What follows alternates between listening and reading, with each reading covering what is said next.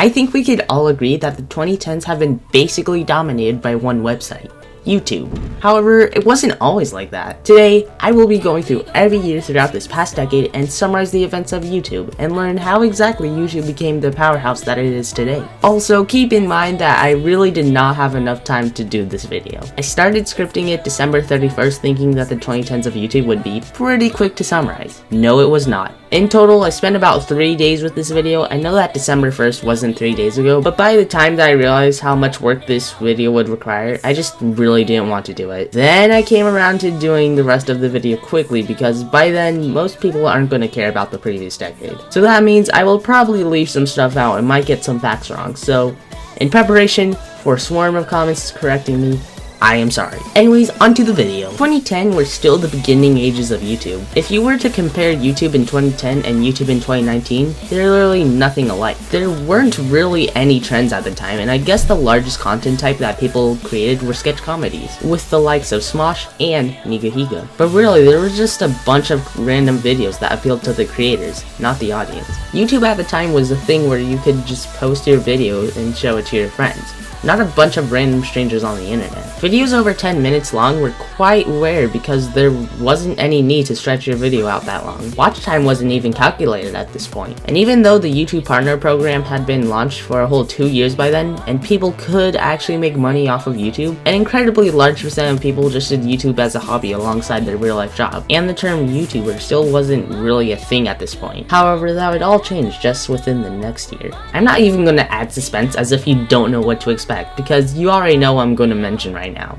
Minecraft. Although it was officially released in 2009, Minecraft just had the biggest surge of popularity ever in gaming. And this wasn't just in YouTube terms. Everyone was playing Minecraft, whether they were a YouTuber or not. And while gaming was still kind of a thing on the YouTube before Minecraft, the genre wasn't really that big at all. But all of a sudden, every single YouTube video was just about Minecraft, and everyone loved that. People were making Let's Plays, parodies, reviews, tutorials, walkthroughs, and so much more, all of which were about Minecraft. And this one game basically ruled the entire year of 2011 on YouTube, and would continue to rule for future years. In fact, most of your favorite YouTubers probably started their channel out of this era because of the massive popularity of not only Minecraft but also YouTube. This was the beginning of YouTube's massive popularity that it has today. Now, it's pretty easy to get 2011 and 2012 mixed up YouTube-wise, and you really can't blame people for that mistake. Minecraft wasn't actually dying down with this new year. It was actually still rising in popularity after all. But I think there's one big distinction between 2011 and 2012, and that is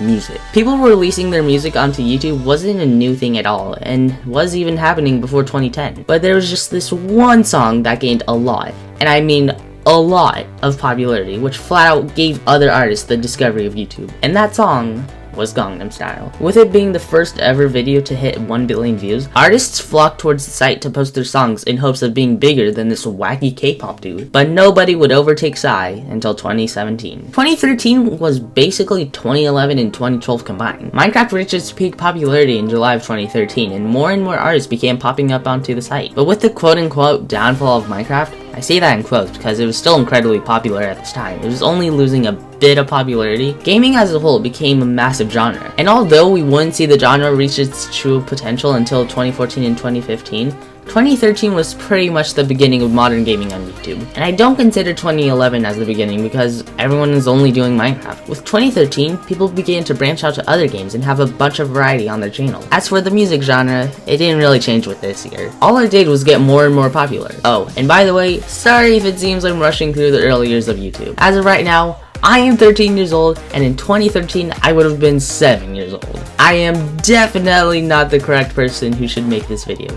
Sorry.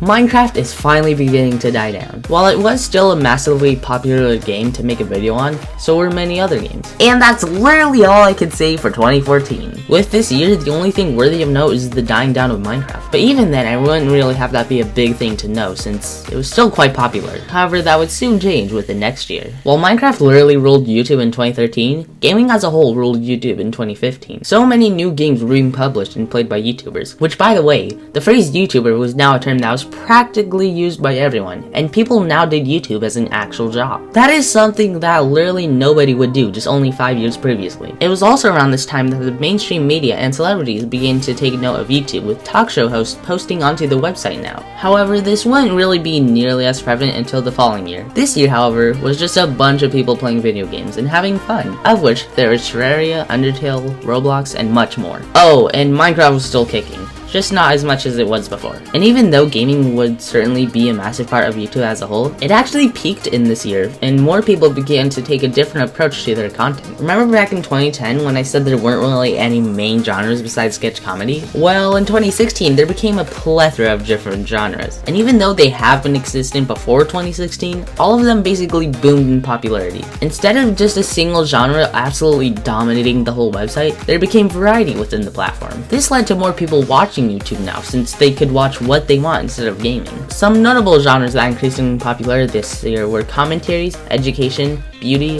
vlogging, compilations, animation, challenges, and comedy. Speaking of comedy, it basically began its shift in 2016. Think about it. What we thought was funny back in 2010 were videos like Charlie Bit My Finger, Leave Bernie Alone, and the Duck Song. But it was at this point where humor just became nothing like it was a few years prior. Comedy at this point was mostly considered of really short, random videos that mostly consisted of some funny phrase. And this shift was clear to see on YouTube. Back in 2010, a funny video would rise about twice a month. In 2016, there was a new meme less than every week. And what exactly made this new style of comedy? Well, according to my calculations, it was most definitely Vine. You've heard of Vine, right? That one app where you make and share 6-second videos? Well, in December of 2016, it was announced that it would shut down on January 2017. Now, there were a bunch of creators on Vine that were just having their platform disappear. So this meant that they had to switch to another platform, most popular of which being YouTube. So just out of nowhere, there were a bunch of new creators on YouTube, most notable of which being, of course,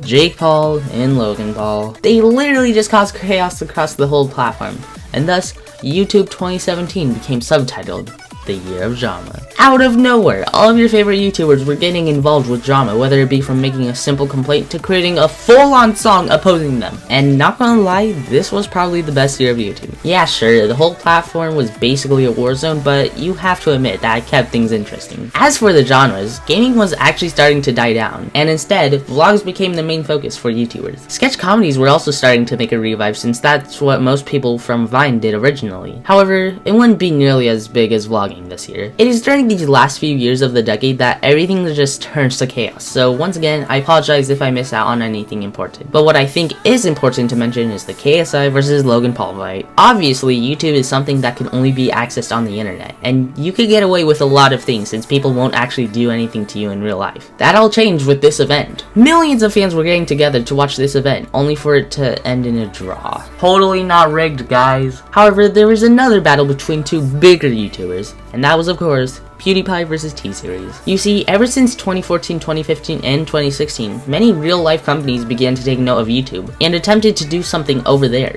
Well, that's exactly what T-Series is, a company that wants success on YouTube. And what made this drama so unique is that it wasn't a single person against a single person. It was a single person against a full-on company, and thus the battle for the largest YouTuber began. Will Felix keep his title? Well, you already know what happened, so let's move on to the final year. And finally, we're at 2019. The previous 2 years have been filled with intense drama that got many interested. This year followed that pattern, just in a less hostile tone. While 2017 had full-on songs dedicated to defamate others, and 2018 had literal physical fights against your favorite content creators, 2019 just had hour-long videos explaining the whole situation in depth. This was most likely because of how the drama escalated from stupid remarks to full-on accusations, but in my opinion, I'm not that interested in sitting down for a whole hour just to watch something that will most likely be irrelevant in the next week. Thankfully, that only lasted for the first half of the year, because it was also this year where fights against content creators still rised in popularity with the long-awaited rematch of KSI versus Logan Paul. But finally, a conclusion came to this saga with KSI winning the match. finally! Like, that actually felt drawn out. I don't know how exactly to make a transition to the next topic, but Minecraft somehow revived this year. This is probably the first game to ever rise in popularity once again completely out of nowhere. Yeah, most of the times when some other games get updated, they too rise in popularity once again. But for Minecraft, this was something different. Around the time that Minecraft started to gain popularity again, there wasn't any new updates. And even then, Minecraft has been getting updates for the past years, and yet they haven't seen a revive then, so what happened? PewDiePie! Somehow, yes, as if he hadn't gotten on enough action last year, the man revived a legendary game. What? So not only did Minecraft take over the first few years of YouTube this decade, it also took over the final year this decade. Just comes to show how little the platform has changed. Yes, back then there wasn't drama popping up every minute, 10-minute daily uploads, and real-life interactions between big YouTubers, but those little aspects of YouTube from 2010 still exist today. Even in 2020, you could still find people who do sketch comedies just like those old YouTubers who pioneered the platform so many years ago. Anyways, I just really want to finish the script. I've reached the 5th page, which really isn't normal for a young 13-year-old boy to do. So this has been the 2010s of YouTube. Let's see what the 2020s have to offer.